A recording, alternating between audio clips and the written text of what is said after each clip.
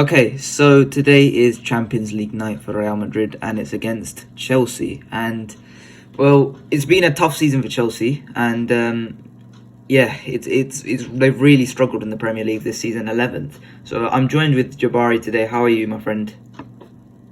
I'm good, bro. I'm good. Thanks for having me once again. A pleasure to be here. Yeah, pleasure to have you on as well. Yeah, like I said, it's been a tough season for Chelsea. They've really struggled. They've made a lot of signings, 500 million worth of signings throughout the January window and the summer window, and they've really struggled. So, what are your thoughts on Chelsea's results this season? How it's gone for them so far this season?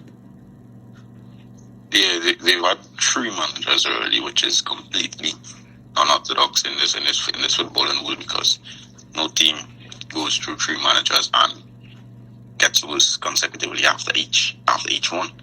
But I think that the Champions League, as Chelsea have shown historically, they can turn it up despite how poor they are in the league.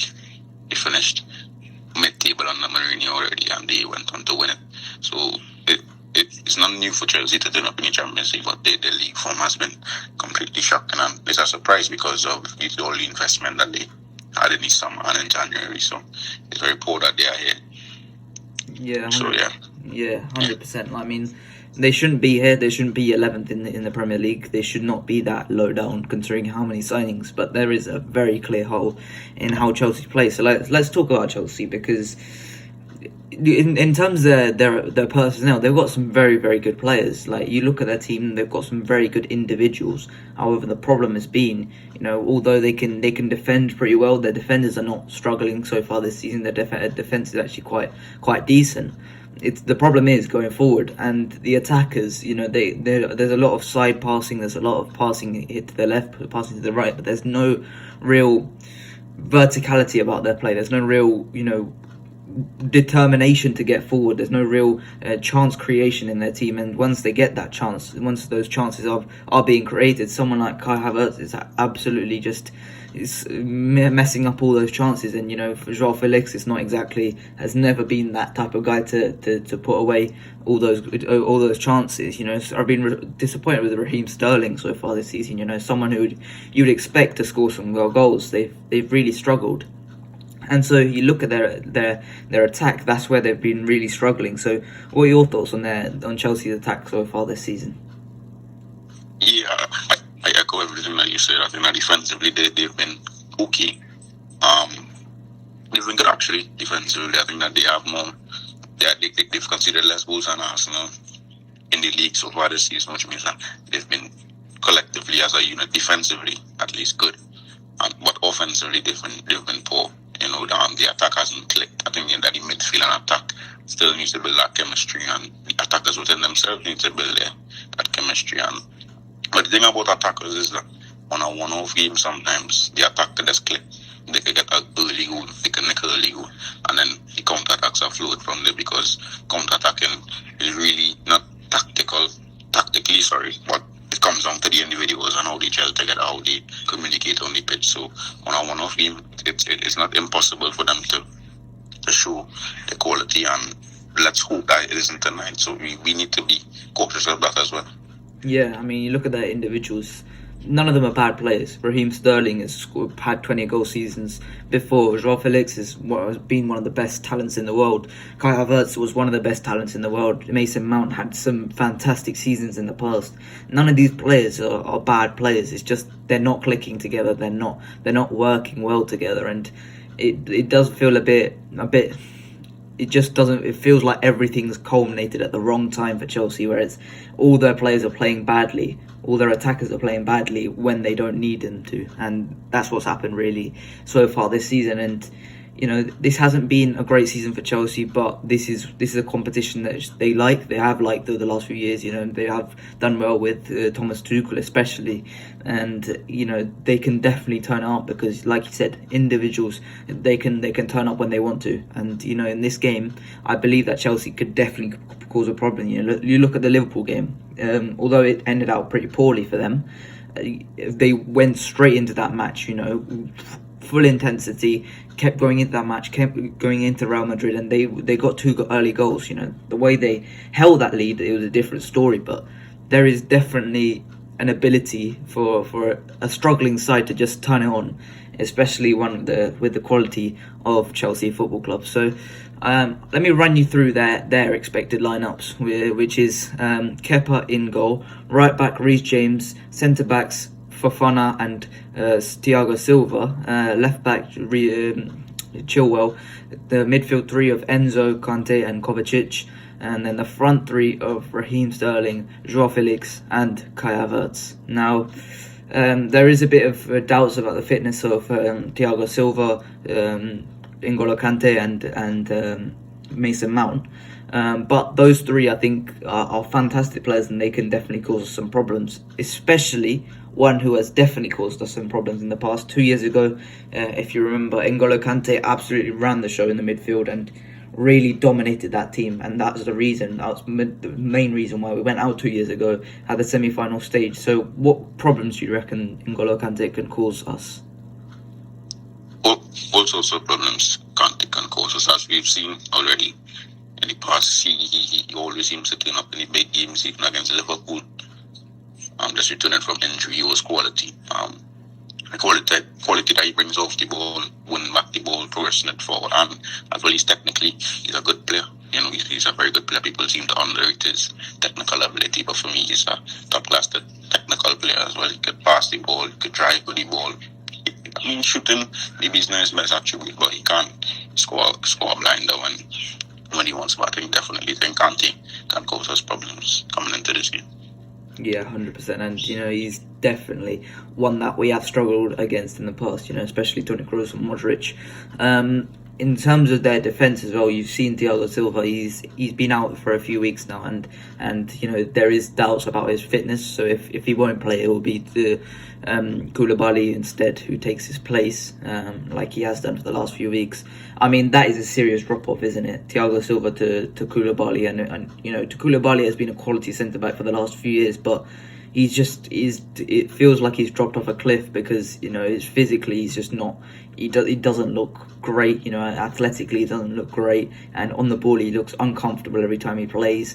And especially if you're coming up against Rodrygo, Valverde, Benzema, that is certainly something which is worrying for Chelsea. So what are your thoughts on Koulibaly, the drop off from Thiago Silva? Because you look at Thiago Silva, he is a world-class centre-back when he's on it, and the drop-off there is just massive. So what are your thoughts on that? Yeah, I think that the Napoli Koulibaly hasn't translated over to the Prem, and Thiago Silva is one of the best centre-backs of this generation, and I mean anybody would be a downgrade to Thiago Silva, but Koulibaly hasn't stood up to the task. I think that he's been poor into reading crosses, being out from the back as well, but he has improved slightly over the last couple of games. I think that we need to give him his credit where credit is due as well, but ultimately it is a drop off, and Thiago Silva, if he does start this game, will have a major impact in what they do in and out of possession. Yeah. Let's get into our lineups then, and our lineups for this game, what we think should happen. So in goal, obviously both of us are probably going for Thibaut Courtois. Yeah, 100%. Okay. And then right back, although we did suffer at the hands of Lucas Vazquez at the weekend, he wasn't great. It does mean that Carvajal gets a little bit of rest. So I think here, I presume you've gone for Carvajal as well. Yeah, Carvajal, yeah. Yeah, and I mean, that's going to be a difficult matchup against Raheem Sterling as well, because he has struggled against Raheem Sterling in the past, but here I think he can do well because he has been rested at the weekend, so I think he can do well there. But the centre backs, now this is a bit of deliberation because Rudiger's coming back into the squad, and Alaba's been playing really well. I mean, Militao's a must start, to be honest. Militao is a must start, and playing against Havertz, I think he can have a really good game. But the other centre back now, who have you gone for as the man to partner Militao? I'm going for Alaba. Yeah, I have to agree. I mean, you look at their attack, their striking. I mean, you look at that striker who is Kai Havertz. He's not exactly the best in terms of finishing ability. So you don't need an out-and-out defender like Rudiger here. And I think Alaba would be perfect in terms of build-up, in terms of everything else in this game. So what are your reasons for putting Alaba? Is it just the same? Yeah, the same as you build up reasons because on the ball, I think Alaba is better than Rodrygo, and I think that we will dominate possession in this game, and we'll need to create and play out from the back and break their press. So I think that's why I've gone for Alaba. Yeah, and then left back. I presume you've gone for Camavinga because of that performance against Barcelona. Nah, I've actually gone for Nacho. Nacho left back. Okay. I mean, yeah, they're going to have to play against Joao Felix most likely, who's probably going to come inside. So there isn't going to be a fullback to occupy that. But in terms of the person who'll be coming around the outside as well, Reece James will be bombing forward. I mean, I would personally go for Camavinga because I think in terms of pace, he can definitely deal with Reece James a little bit more than Nacho can. I mean, yeah. What are your reasons for going with Nacho at left back? Yeah, I think there's a conundrum because Camavinga, he does play well at left back, but at the same time, I think that he isn't a left back naturally, as we did the Espanyol, the review last month, as we saw with their goal, their Muzela goal, where he misjudged the flight of the ball and he showed his flows at left back. So that's why I went for Nacho. He's more a natural left back and do diagonal switches. He can't competently deal with them. Although he isn't as good as Camavinga, I would say. We both will agree on that. But I think Camavinga is a midfielder and he needs to bring the midfield for this game actually, and Nacho would suit us better at left back. Yeah, that's fair enough. I think Nacho, he did struggle against Chukwueze at the weekend, which was probably the storyline of the weekend. But ultimately, at the end of the day, that's a different game from this game, isn't it? The mentality for that game is much more different than this game. So, yeah, I think I wouldn't be too disappointed if Nacho plays, to be honest. I think it wouldn't make that much of a difference, in terms of build-up. I think you need to do everything that you can to get Vinicius against Reece James on his own, because that's where you win or lose the game, in my opinion. But that midfield three, obviously, I presume you've gone for Camavinga in the middle, and I've gone for a midfield three of Aurelien Tchouameni, Luka Modric, and Fede Valverde. I have dropped Toni Kroos. Who have you gone for in your midfield three? Camavinga, Kroos, and Fede.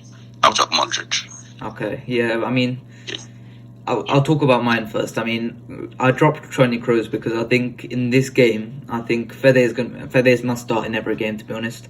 Even if what happened at the weekend, happened. But I think Kroos in this game, I think he could definitely struggle against Kante. I think that's the thing I really. You don't want to be punished for that, because you look at their midfield. That's a quality midfield. Enzo, Kante, and Kovacic. That's a quality midfield.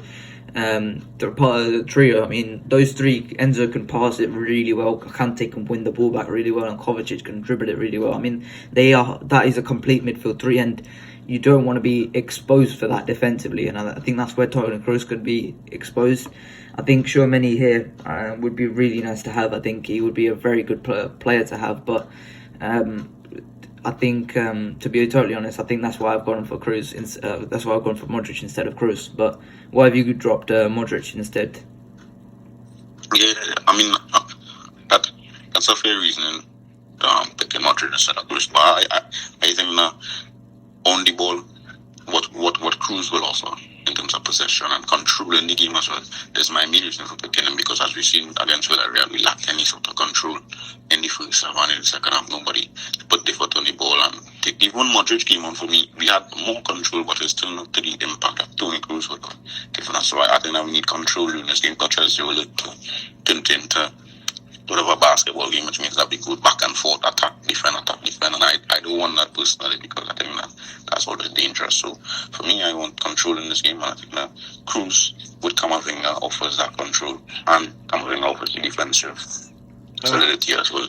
I disagree with you. I think we would rather have a bit more of an up and down game, because to be totally honest, Chelsea don't have the weapons up front to expose that and I think Militao absolutely thrives in chaos defensively. I think he does that, and in terms of counter attack, there is no team in world football that is better than Real Madrid.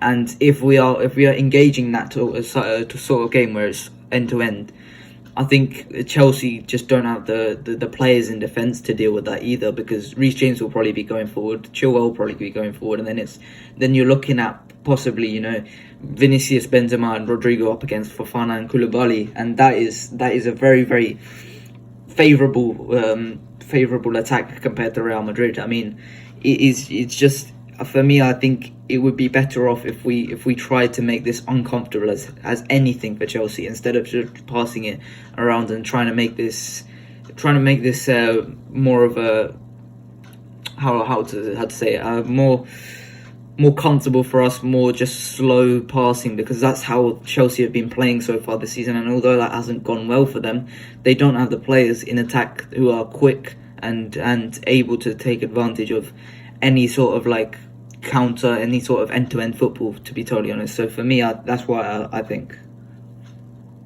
Yeah, I mean, yeah, it definitely has me thinking now that I say that, because it's true that we are the best counter-attacking team anyway, so it's food for thought, definitely. Yeah, that front three now. And people will say that Valverde should play the right wing. For me, Rodrygo's undroppable at this point now. So you've got another undroppable player, but the other two, obviously, there's no need to say anything. Benzema and Vinicius Junior. So who have you gone for your front three? Yeah, same as you, Rodrygo, Benzema, Vini.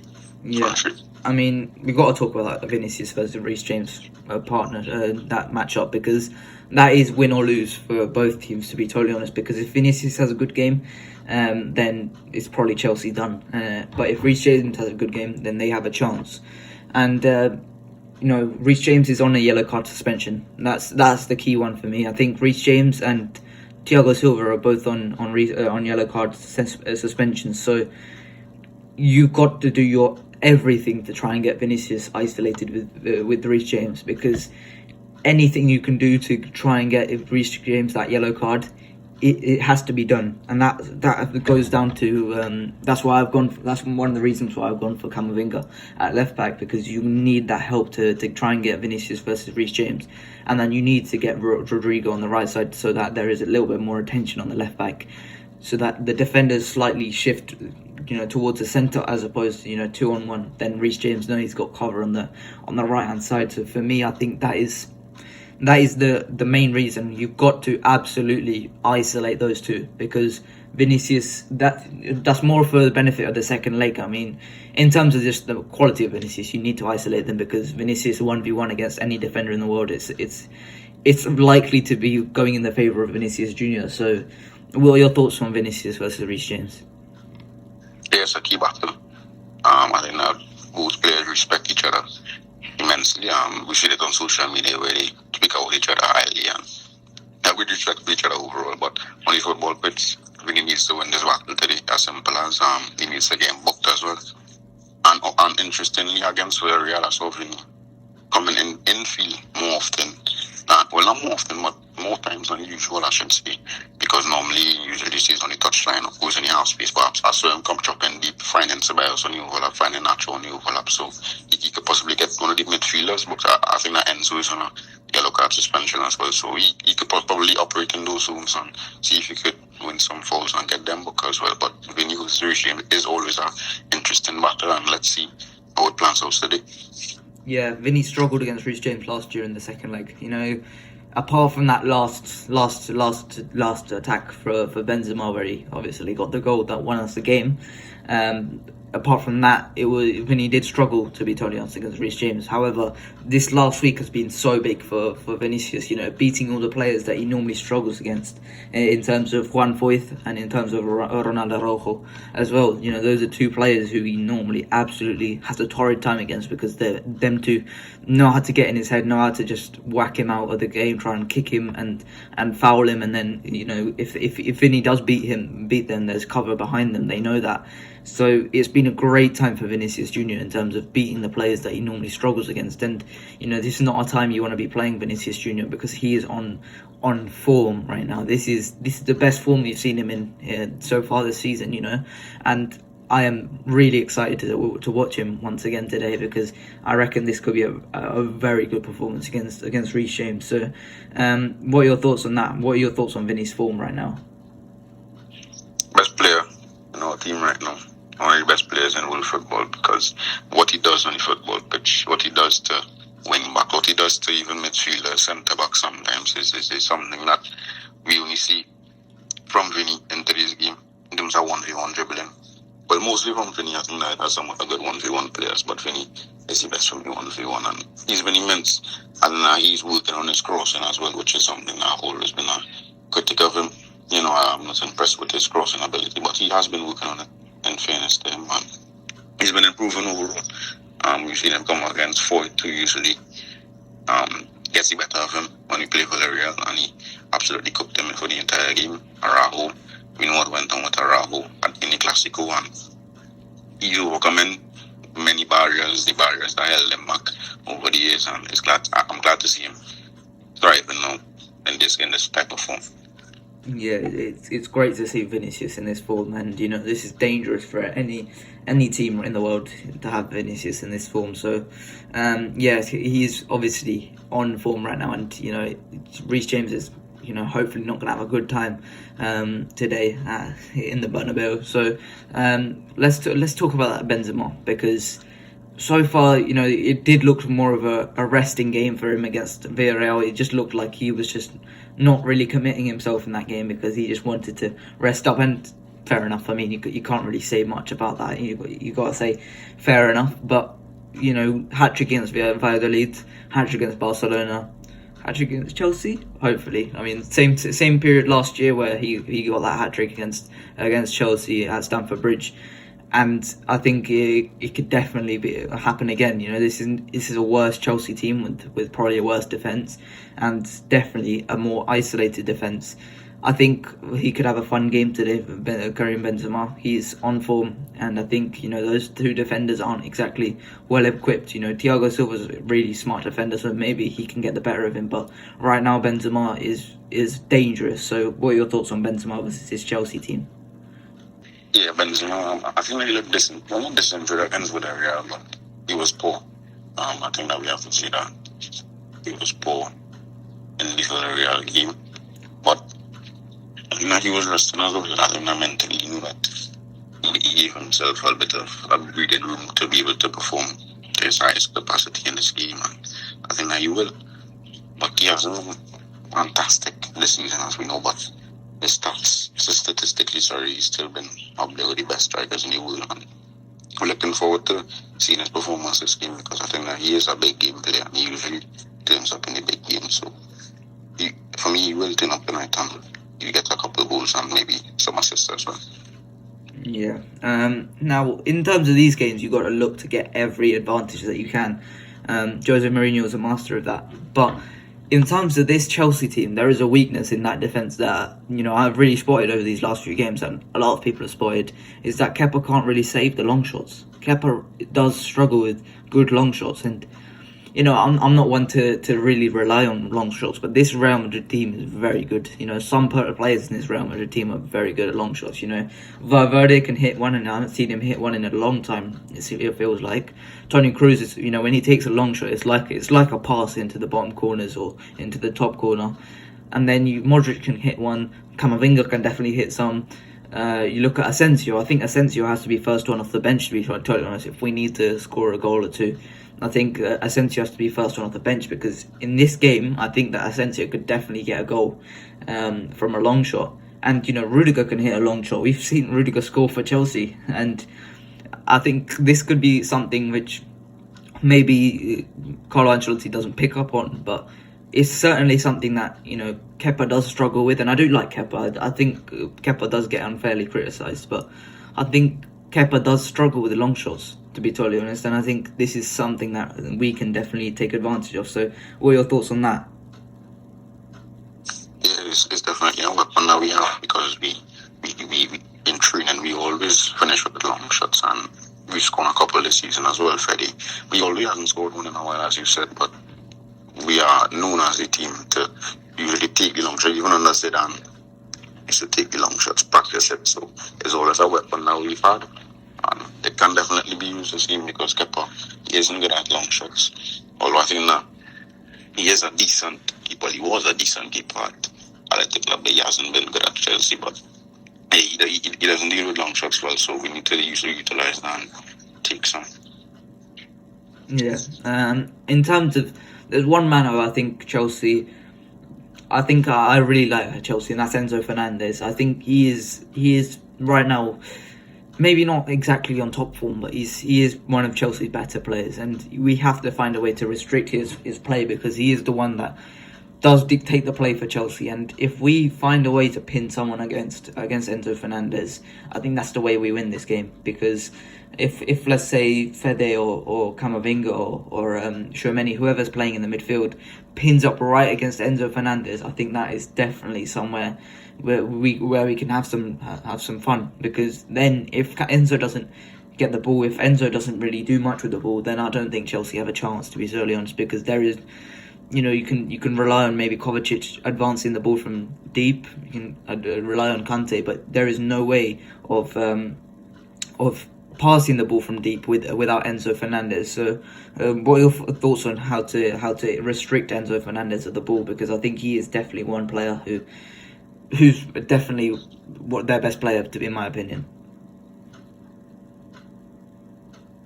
Yeah, I do what you think. Well, he's one of their best players, definitely. But just about time and space with him, so we can't give him time and space on the ball to do what he needs to do, because he, as we've seen, he could pick up a pass, and he's a good player overall. So we can't give him time and space, and as well, we need to cut passing lanes into Sterling and into Havertz, which will be key for Chelsea within the game. So I think that's what we stop him. Yeah, and then. In terms of the right back as well, finally, the right back, Carvajal. We've got Carvajal obviously struggles. He struggles, but in terms of that, he's got a tough match against Sterling. But then later on the match, Modric comes on. He can definitely have some fun, Modric, in this game, and he has made Carvajal suffer in the past before as well. So. What are your thoughts on Carvajal versus Modric and Sterling? Yeah, it will be interesting to see if he can last the entire 90 minutes against those pacey and tricky wingers. We've seen Modric play against him already, play against us, and he's had good games. So, and Sterling is one of my favorite players in this Chelsea team. So it will be interesting to see how Carvajal copes against him. But I back him because he's my player at the end of the day, and I have no other choice but to back him. Although I want him, no, they're not going, but replaced in the summer. But I have to back him for this game. So let's see if he does the job. Yeah. Apart from that, I think that is pretty much it. Have you got anything else to talk about in terms of this match? I just need Rodrygo to finish his chances when he gets them today for me, because that's my major thing with Rodrygo. After the post-World Cup, I should say, he needs to finish his chances, and that's pretty much it. We've covered everything else, but Rodrygo, for me, just finish his chances today. Yeah, I think that's pretty practically it. It's gonna be a tough match. We can definitely, you can never rule out Chelsea, to be totally honest, even if they are on the current form that they are on. But apart from that, I think that is it for today. Please like and subscribe. Let's hope for a fantastic result today against Chelsea at home to take to Stamford Bridge. But apart from that, that is it. Please like and subscribe, and I'll see you guys later. Bye bye.